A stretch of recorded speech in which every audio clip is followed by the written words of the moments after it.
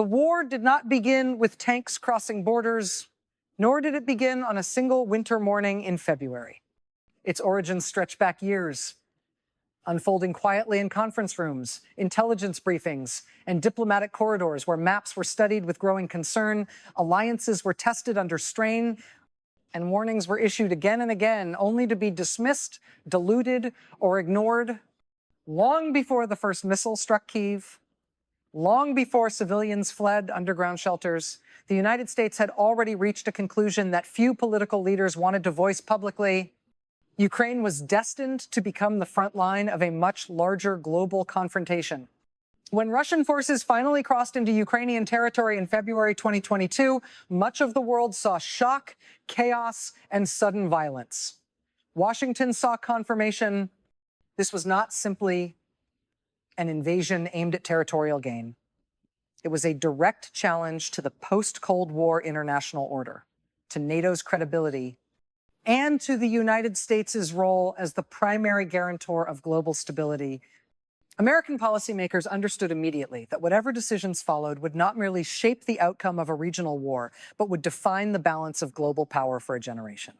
From the earliest hours of the invasion, U.S. intelligence possessed an advantage that no battlefield weapon could rival: certainty. Satellite imagery, intercepted communications, cyber intelligence, and human sources had painted a clear picture weeks before Russian forces moved. The invasion was not speculation or rumor, it was imminent and unmistakable. The United States warned publicly, releasing intelligence in unprecedented ways. It warned privately, speaking directly to Moscow. It warned its allies, urging preparation for a crisis many still hoped could be avoided. Russia invaded anyway. That single act locked Washington into a dilemma with no easy escape. Direct military intervention risked triggering a NATO-Russia war, a confrontation between nuclear-armed powers with consequences too catastrophic to fully comprehend. Doing nothing, however, would send a different but equally dangerous message: that borders could once again be changed by force, that international law could be ignored without consequence, and that authoritarian regimes could pursue expansion through violence. Ukraine became the test case, not of American compassion or moral rhetoric, but of American power and resolve. Ukraine is not a NATO member, and it does not enjoy formal treaty protection from American troops. Yet for Washington, losing Ukraine was never a realistic option. Ukraine occupies a critical position at the crossroads of Europe and Eurasia, and control over its territory reshapes the strategic balance of the entire region. A Russian victory would weaken NATO's eastern flank, intimidate neighboring states, and redraw the security map of Europe. American strategists understood that the consequences would not stop at Ukraine's borders. A successful invasion would force China to reassess its calculations regarding Taiwan, embolden Iran to push further across the Middle East, and encourage North Korea to test limits with renewed confidence. Ukraine, therefore, was not merely a battlefield, it was a signal to the world. From the beginning, U.S. policy followed a narrow and perilous path: help Ukraine survive, degrade Russia's military capacity, and avoid direct U.S.-Russia combat at all costs. This strategy required a careful balance, providing weapons, intelligence, and logistical support without deploying American soldiers. Initial assistance was cautious, focused on defensive systems such as anti-tank missiles, air defenses, and intelligence sharing. As Ukrainian forces demonstrated resilience and capability, the scope of support expanded. Precision rocket systems followed, advanced air defenses followed, and longer-range strike capabilities followed. Each decision was debated intensely within Washington, and every weapon system carried the same underlying question: would this strengthen Ukraine's position, or would it push Vladimir Putin toward dangerous escalation? Putin repeatedly warned that Western involvement would cross what he called red lines. NATO expansion, advanced weapons, and strikes on Russian-controlled territory were all framed as existential threats. Nuclear rhetoric surfaced frequently, designed to intimidate and restrain Western action. Washington responded with restraint but never retreat. Rather than engaging in public confrontation, the United States relied on quiet deterrence, Messages were delivered through military channels, intelligence contacts, and diplomatic intermediaries. The tone was deliberate and unemotional. If Russia escalated beyond Ukraine, the response would be devastating, not symbolic, not rhetorical. Absolute.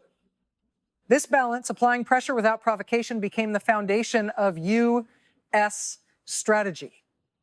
As the war dragged on, Ukraine itself evolved dramatically.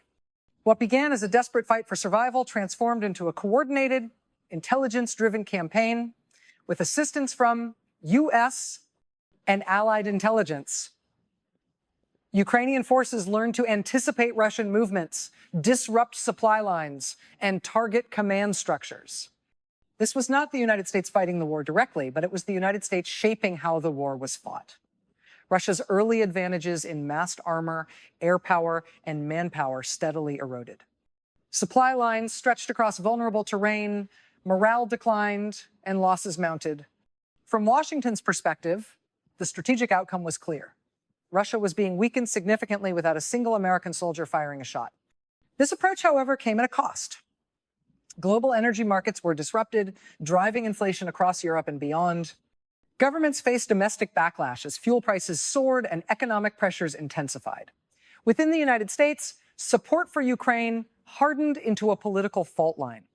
Some argued that America was overextending itself, spending too much on a distant war. Others insisted that hesitation and incrementalism were prolonging the conflict unnecessarily. The Biden administration found itself defending a war it was not officially fighting, but could not afford to lose. Ukraine aid was framed not as charity, but as strategic investment.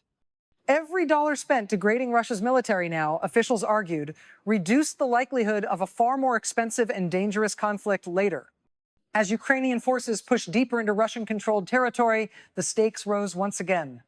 Drone strikes reached farther, military air bases burned, and logistics depots exploded far from the front lines. Each success forced Washington to reassess its calculations. The United States supported Ukraine's right to self-defense, but remained acutely aware of the dangers of humiliating a nuclear-armed power. History offered countless warnings that cornered states do not always act rationally, yet pulling back support would signal weakness and invite further aggression. And so the line held. Whether the war ends tomorrow or continues for years, one reality is already undeniable. The relationship between the United States and Russia has been fundamentally transformed. Trust has collapsed beyond repair. Arms control agreements that once provided stability are unraveling, and the assumptions that governed the post-Cold War era are being rewritten in real time. Ukraine is no longer merely a partner or recipient of aid. It has become a proving ground for modern warfare, alliance cohesion, and deterrence in the 21st century. For the United States, the war represents a defining moment, not because of direct involvement on the battlefield, but because of the choices made behind closed doors. America is no longer simply observing history as it unfolds. Through strategy, restraint, and calculated support, it is actively shaping the future global order. Wars rarely explode into existence all at once. More often, they expand gradually, advancing through measured decisions that appear restrained when viewed individually but become dangerous when taken together. The war in Ukraine has unfolded in precisely this manner.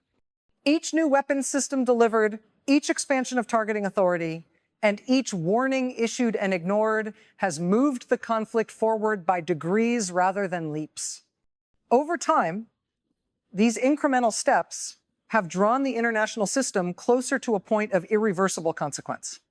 Behind closed doors in Washington, Moscow, Brussels, and other capitals, a question has grown increasingly urgent.